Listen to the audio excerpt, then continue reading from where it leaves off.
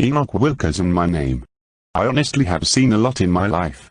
I have done things I regret now, like when I married at a young, became a father of a son, but divorced. After I remarried, it wasn't until more than a decade later that my second and third child were born. I watched them growing up, but I know nothing about my first son. Back then I was really cowardly. I had just finished high school and I was still living in Tokyo, Kansas. I just didn't feel ready. My emotions fooled me. He must be in his 30s now. I of course did see his early years, but our marriage wasn't the way it should be. It was pretty much an open relationship, and no, don't even bring up those silly excuses. A kid needs both parents, period. And you're either married or not. So eventually, when our son was 9, my so-called wife had enough of me and didn't see me as a real father. I was upset over that, but she was right.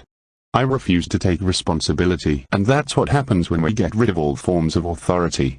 Sorry folks, it just doesn't work. Don't get me wrong, I can be a cool and humorful guy, but I also want respect. Of course, not from everyone. I am not saying everyone had to submit to me, but I have my wife and my kids who are in their teens. Luckily they do respect me. Now addressing the elephant in the room. Too many Americans, claiming to be conservative, go in a direction where they attack the police and all forms of laws. Now my job has zero to do with that. I'm a manager at the airport. But I see the law as an important part, that like it or not, also includes liberty. If you allow people to do what they want, then they will do it and destroy other people's liberties. Does that not remind you of Stalin, Hitler, and the like?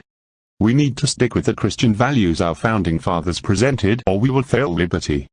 People can be atheists if they like, but freedom comes from God.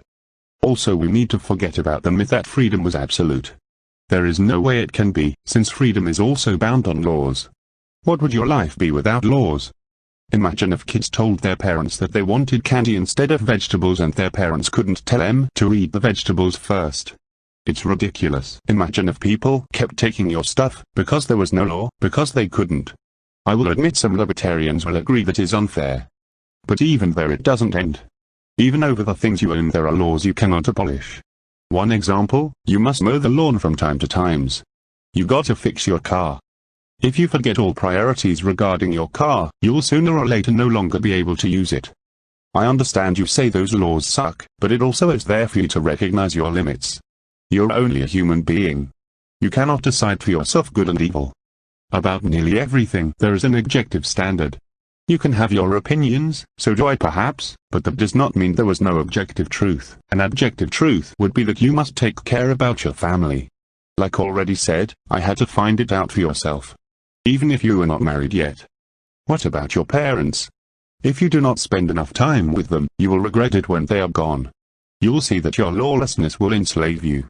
I mean, look at all the porn and drugs. I had to deal with both a lot back in my 20s and early 30s. Do they make people happy? No, they do not. Also, look how the amounts of rapes have increased.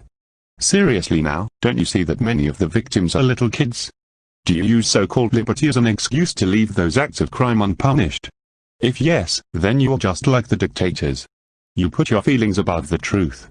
Seaman man. Don't be a fool, be mature and accept the facts that laws and restrictions will always exist. If there are none, liberty cannot be real either. Before I close the video, I will give one more example on that. There is a commandment in the Bible that tells us not to make an image of God. It may seem like a restriction to you, but imagine if there was a certain picture of God we would have to worship. You'd be enslaved to that certain image. The 10th one, thou shalt not covet, would be another example. In a case of anarchy, everyone could take what he wants. But in a true society it is simple.